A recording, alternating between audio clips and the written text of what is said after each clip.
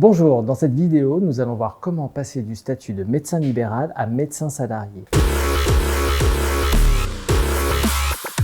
Le statut libéral n'est pas aujourd'hui le statut privilégié des médecins. J'en veux pour preuve le nombre croissant de contrats signés de salariés, notamment en médecine générale, en gériatrie et en cardiologie. Ils peuvent travailler au sein de services hospitaliers, cliniques, EHPAD, cabinets ou encore dans l'industrie pharmaceutique. Salarié libéral en établissement privé ou non, les modes d'exercice des professionnels de santé sont très différents. Pour autant, le choix de l'un ou de l'autre n'est pas définitif.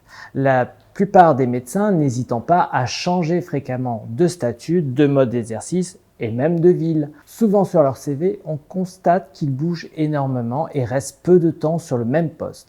La mobilité dans plusieurs grandes villes ne leur fait pas peur. Une différence réside dans le mode de rémunération. Le libéral est payé à l'acte, tandis que le salarié perçoit un salaire mensuel, indépendamment des actes qu'il va pratiquer. Les régimes sont très différents. Ces lieux d'exercice sont multiples, cabinet médical, maison de santé, clinique.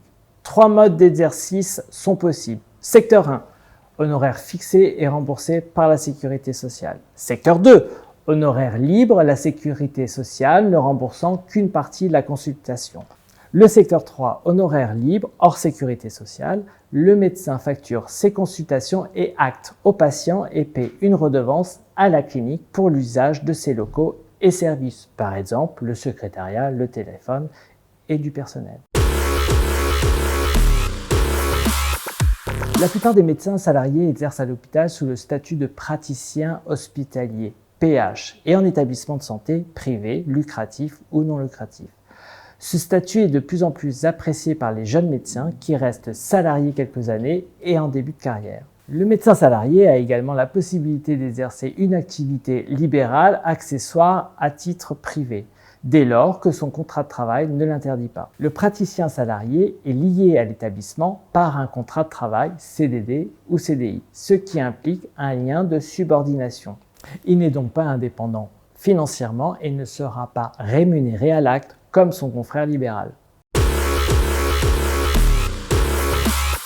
Amplitude horaire sous contrôle, 35 heures et non 60 heures, équilibre de vie professionnelle et vie de famille, le travail en équipe pluridisciplinaire, relation d'aval avec les médecins et suivi avec les adresseurs, hôpitaux cliniques, accès à la formation continue, se consacrer pleinement à sa pratique, moins de tâches administratives grâce au soutien d'une équipe dédiée, un accompagnement matériel, informatique, logistique, un soutien aux achats centralisés. Des activités diversifiées par le biais de la participation aux actions de prévention et d'éducation de la santé.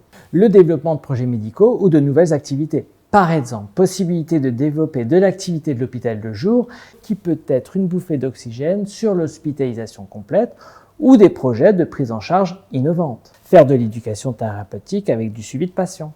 Prendre un congé maternité ou paternité, ce qui n'est pas évident lorsqu'on exerce une profession libérale. D'autres avantages monétaires tels que primes, intéressement, chèques cadeaux, logement. Faut-il noter que l'autre avantage non négligeable du salariat pour un médecin ne réside sans aucun doute dans l'application de la fiscalité des professions salariées et non plus celle des professionnels libéraux. Sans compter naturellement qu'en cas de licenciement, le service des allocations chômage lui sera garanti. À bientôt sur les réseaux sociaux.